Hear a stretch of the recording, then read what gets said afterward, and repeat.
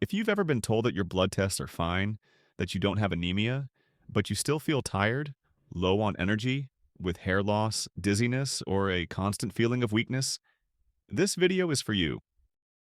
Because there's a fundamental difference that almost nobody explains properly. Iron and ferritin are not the same thing. In this video, you'll understand what iron is, what ferritin is, what symptoms iron deficiency causes, what symptoms low ferritin causes even when everything looks normal, why this problem happens, and most importantly, what real solutions exist, both through diet and supplementation, to truly fix it. Stay until the end because I'll also explain why many people take iron for months and never improve, and what they're completely overlooking. Let's break it down. Iron is an essential mineral. It's needed to produce hemoglobin, the protein that allows oxygen to be transported in the blood. Without enough iron, cells don't receive the oxygen they need, and energy production drops. Ferritin, on the other hand, is not circulating iron. Ferritin is the protein that stores iron in the body. It's your reserve. A simple way to understand it is this. Iron is the money you use today. Ferritin is the money you have saved. The body is very intelligent. When iron intake starts to fall, it doesn't let blood iron drop immediately. Instead, it first uses up its reserves, meaning ferritin levels drop first. That's why it's very common to find people with normal iron and hemoglobin levels, but low ferritin.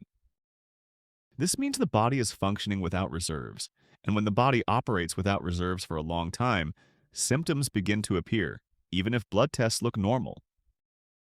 When iron deficiency becomes more pronounced and starts to affect hemoglobin, classic iron deficiency symptoms appear. Intense and persistent fatigue, muscle weakness, shortness of breath with minimal effort, palpitations, dizziness, frequent headaches, paleness, brittle nails, a sensitive tongue, and a constant feeling of being cold. But before reaching that stage, there's a much more common and underdiagnosed phase: low ferritin without anemia. Symptoms of low ferritin are usually more subtle and are often blamed on stress or lifestyle. The most common include mental fatigue, difficulty concentrating, brain fog, apathy, irritability, persistent hair loss, feeling cold, restless legs, reduced exercise tolerance, and the feeling that you're not performing like you used to. Many people live like this for years without knowing the problem is very low iron stores. So why does this happen? Why are you low in iron or ferritin?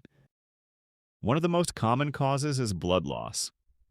Heavy or prolonged menstrual periods, small but constant digestive bleeding, frequent blood donations, surgeries, or childbirth. Especially in women, heavy periods are a very common cause of low ferritin and are often normalized when they shouldn't be. Another major cause is poor absorption. You can consume iron and still fail to absorb it. Digestive problems, intestinal inflammation, food intolerances, Helicobacter pylori infection, long-term use of antacids, or low stomach acid all impair iron absorption. Diet also plays a role. Not all iron is absorbed equally. Iron from animal sources is absorbed much better than plant-based iron. In addition, certain foods interfere with absorption, such as coffee, tea, dairy, calcium, and phytates found in some grains. You may be eating iron, but not in the right form or under the right conditions. Another cause is increased demand. Pregnancy, growth, intense physical activity, chronic stress, or illness all increase iron needs and cause the body to draw from its reserves. And finally, a key factor: chronic inflammation. When inflammation is present, the body blocks iron as a defense mechanism. The iron exists, but it's not available. In these cases, taking iron without addressing the inflammation often leads to poor results. Now let's move to the most important part: the solutions. The first solution is diet because it's the foundation. To restore iron and ferritin, it's essential to prioritize foods with well-absorbed iron. The most effective are animal-based sources: red meat, liver, oily fish, and seafood, especially clams and mussels. This type of iron is absorbed far better than plant-based iron. Plant-based iron is found in legumes, spinach, nuts, and seeds. In these cases, the key is combining it with vitamin C to improve absorption. For example, lentils with peppers or citrus, spinach with lemon, or legumes with vitamin C-rich vegetables. It's also important to avoid coffee, tea, or large amounts of dairy in the same iron-rich meal, as they hinder absorption. The second solution is supplementation, when diet alone isn't enough. Here it's important to understand something fundamental. Not all iron supplements are the same. Many people quit because iron causes nausea, constipation, or abdominal pain. Often the problem isn't iron itself, but the form, the dose, or the timing. Forms of iron that are usually better tolerated include iron bisglycinate, iron fumarate, or liposomal iron. The dose should be adjusted individually based on ferritin levels. There is no universal dose.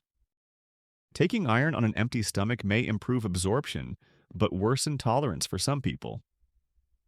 Taking it with food may slightly reduce absorption but improve digestive comfort.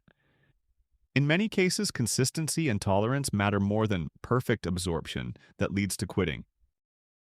The third solution, and one of the most important, is correcting the overall context. Iron does not work alone. Proper absorption and use require adequate vitamin C, vitamin B12, and folate. If these nutrients are low, blood regeneration is impaired. It's also essential to address digestive issues if present, reduce inflammation when it exists, and adjust lifestyle factors in cases of chronic stress. This is why many people take iron for months and don't improve. Not because their body can't raise ferritin, but because no one corrected the other factors. And finally, something crucial: time. Ferritin doesn't increase in days. It's a slow process that can take weeks or months. But when addressed properly, the changes are noticeable. More energy, better concentration, less hair loss, improved exercise tolerance, and greater overall stability. To finish, an important message. If you were told that everything is fine but you don't feel fine, you're not imagining it. Iron and ferritin are not the same, and understanding this difference completely changes how the problem should be approached. With proper evaluation, an appropriate diet, and well-planned supplementation, it is possible to restore iron stores and significantly improve quality of life.